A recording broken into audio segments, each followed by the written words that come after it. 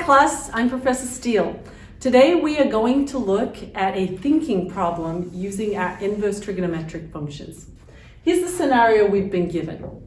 Number of hours of daylight at the end of each month in Sydney, Australia may be modeled by the following function. So if you notice, we have all the pieces we've looked at.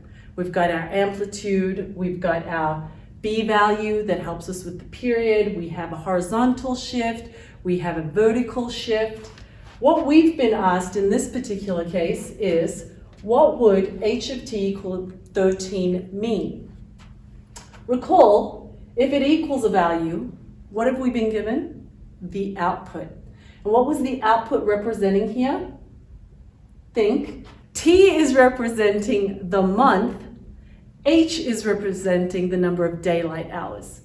So in this particular case, we have been asked to find the month in which our daylight hours is equivalent to 13. So that's the situation that we've been asked to find. So what would the inverse function tell us?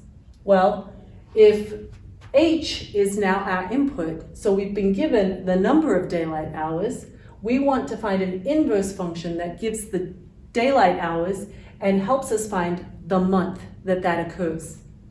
And thirdly, we've been asked to now find the inverse function. So in our particular case, we are going to solve for the input variable, because in inverses, we always solve for the input variable and isolate it. So let's do this step by step. To make it a little easier, we are going to eliminate the h equals f of t and just call it h. So now everything we do is to isolate t, step by step. Looking at our function, working from the outside in, what is the first thing that we want to do is eliminate our 12.15. And how do we do that? By subtracting it from both sides. We are now left with the following. So now we have h minus 12.15 equaling 2.15 sine of this quantity. Again, working from the outside in. How do we eliminate our 2.15? So we will divide both sides by 2.15. That simplifies to 1. Now we have the sine of something equaling this quantity.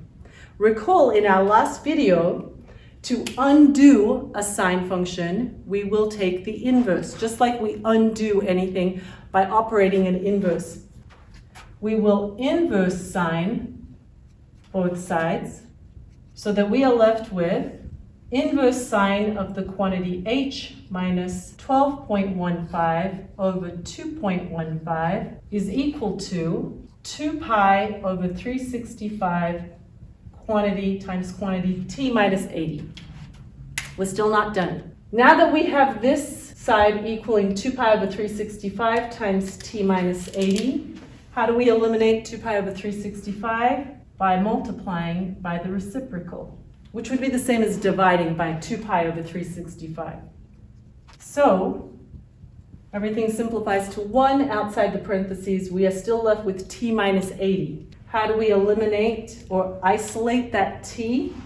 We are going to add 80 to both sides, which means we will add 80 to this side. So let me write our final line, 365 over 2 pi times the inverse sine of the quantity plus 80. This equals our t, which happens to be the inverse given h as an input. Hopefully this has helped you solve through a real life problem. What does this mean? This means now, coming back to our original setup, if we are asked to find the inverse, or at least when 13 is the output, we can now put 13 in for our h value, solve this with our calculator to tell us what time of year we had 13 hours of daylight.